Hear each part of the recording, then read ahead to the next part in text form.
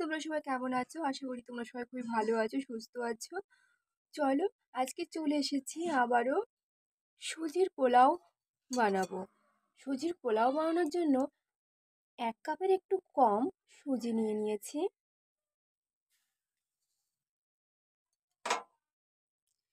যেটুকু সুজি নিয়েছি সেই পরিমাণের জল নিয়ে নেব, দিয়ে কিছুক্ষণের জন্য রেখে দেব। সুজিটা জলে ভিজিয়ে রাখলে সুন্দর একটু সুজি একদম ফুলে যাবে। সুজি ভিজানো একদম কমপ্লিট। চলুন এবার সবজিগুলো কেটে নেওয়া যাক। কেটে নিয়েছি, এখানে নিয়েছি 7-8টা বিনস, আর নিয়েছি এখানে ক্যাপসিকাম, আর নিয়েছি 2টো আলু, আর এখানে নিয়েছি পেঁয়াজ আর একটা কাঁচা লঙ্কা। পেঁয়াজটা অপশনাল, দিতেও পারেন নাও দিতে পারেন। আর নিয়েছি একটা কাঁচা লঙ্কা, যদি বাচ্চারা খেতে চায় কাঁচা লঙ্কা নাও দিতে পারেন, লঙ্কা ছাড়াই করতে পারেন। এবারে সবজিগুলো ভেজে নেব, একে একে সবজি সব ভেজে নেব। আর এখানে সুজি খুব সুন্দরভাবে ফুলে গেছে, চীনা বাদাম কটা ভেজে নেব, ভালো করে নেড়ে চেড়ে ভেজে নেব।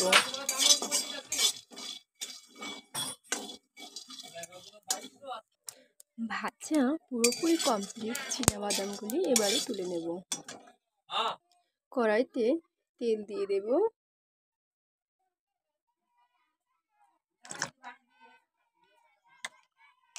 এক এক করে সবজিগুলো ভেজে নেব। তেল গরম হয়ে গেছে, এবারে কেটে রাখা বিনসগুলি দিয়ে দেব।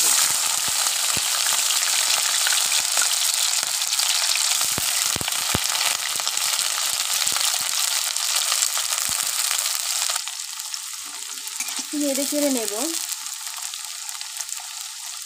এবারে দিয়ে দেব কেটে রাখা ক্যাপসিকাম।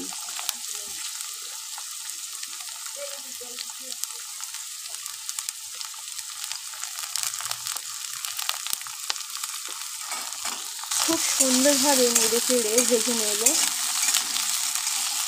সামান্য 1 চিমটি দিয়ে দেব লবণ দিয়ে দিয়েছি, যেহেতু লবণ দেওয়ার কারণে নাড়তে নাড়তে সবজিগুলোর মধ্যে লবণ ঢুকে যাবে। ক্যাপসিকাম ভাজা একেবারেই রেডি হয়ে গেছে, এটা খুব সুন্দর একটা গন্ধ বেরিয়েছে। এবারে তুলে নেব। এবারে কেটে রাখা পেঁয়াজ আর একটা কাঁচা লঙ্কা দিয়ে দেব। ভালো করে নেড়ে চেড়ে পেঁয়াজ লাল লাল করে ভেজে নেব। পেঁয়াজ লাল লাল করে ভাজা হয়ে গেছে, এবারে কেটে রাখা আলুগুলি দিয়ে দেব।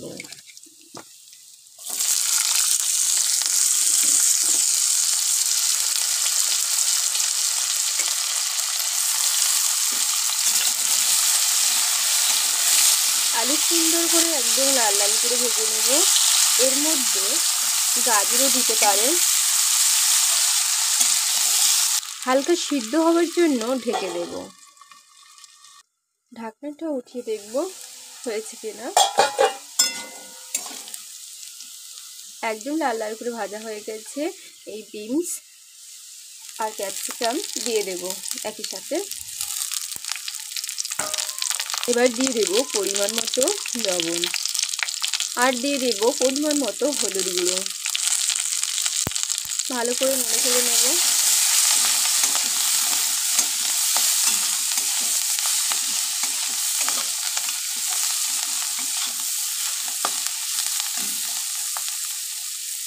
দেখুন সুজিগুলো জল ঝরিয়ে নিয়েছি, এবারে সুজিগুলো দিয়ে দেব। সুজি দিয়ে দিয়েছি, ভালো করে নেড়ে চেড়ে নেব।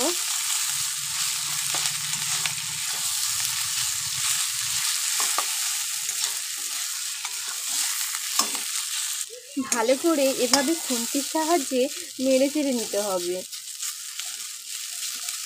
আস্তে আস্তে ঝরঝরে হয়ে যাবে। খুব সুন্দর ভেবেছিলাম এটা ঝরঝরেই হবে না, তো খুব সুন্দর ঝরঝরে হয়ে গেছে। এখানে দিয়ে দেব ম্যাগি মশলা, আপনারা ম্যাগি মশলা নাও দিতে পারেন। ম্যাগি মশলা দিলে কি গন্ধটা অন্যরকম লাগে, খেতেও কিন্তু স্বাদটাও অন্যরকম লাগে। ভালো করে নেড়ে চেড়ে নেব।